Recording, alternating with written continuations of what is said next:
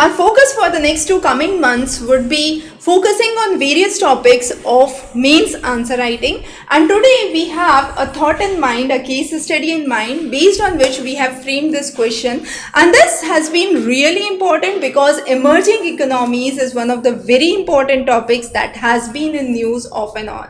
So the question here talks about the rapid rise of indigenous companies in emerging economies is a challenge to the established global players. Now, the implications of this for both the globalized markets as well as the future of MNCs are to be discussed. Now, in light of this question, I actually have a simple case study that I like to bring here, and that is the case study of Miche. Now, Miche is a company of China, and this company is known for its ice cream and tea chains across the globe. Now, some of the important chains that we have been seeing are McDonald's and Starbucks. McDonald's has nearly 43,000 stores which are established globally, and Starbucks has nearly 40,000 stores globally. Now, these two MNCs have been well established over years, and Miche is a company which is just 2 years old and now has 45,000 stores globally, mainly in the regions of China, Asia and Australia. Now, if we look onto the graph, we can see it was there in 2019, and you can see the number of rise in the stores for Miche in compared to McDonald's, Starbucks and Subway. Subway has seen a significant decline. We are not onto the statistics of individual company, but our key question here is to address the emerging economies and how companies from emerging economies can be a threat to existing established global players, right?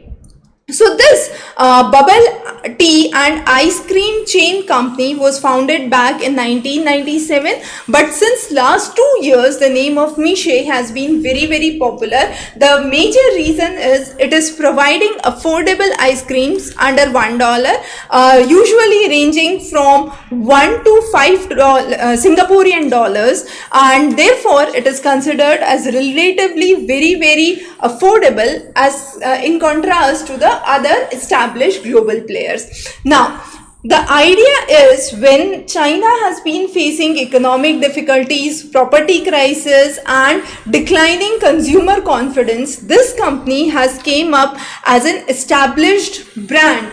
Now, why are some of the factors which are giving rise to this indigenous company? So, we are taking an example from a Chinese company, but we can cite examples from other companies as well. So, one of the important factors that we can earmark here is the localized knowledge.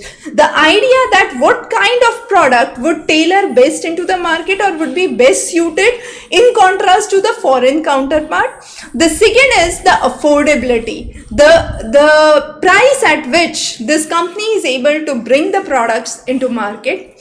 The third important thing is the digital leapfrog. That is basically where the company is aggressively moving into the segments through e-commerce, mobile platforms, mobile banking, and bringing in better response and faster networking to different segments, right? Also, this company works on a franchisee pattern. So 99% of the stores are on franchise, and it's not just a retail chain company, but it is also a raw material supplier. So again, the model in which this company is working is different. And next important thing is decision making along with the support from the government. So the industrial policy is being brought into such a way that it has been driving the indigenous companies into market. Now, how the global markets have been affected because of it? The global market has led to a quick fragmentation because so far there was a single brand, or we could say a monopoly in terms of market, which was seen by few of the giant brands, and this brand which has newly entered into the market has of course increased the competition. So it could be a very important topic for your GS economy. And then not only this, it has led to shift in the economic powers and the economic centers from the companies which were in the potential west to the companies which are now in the east.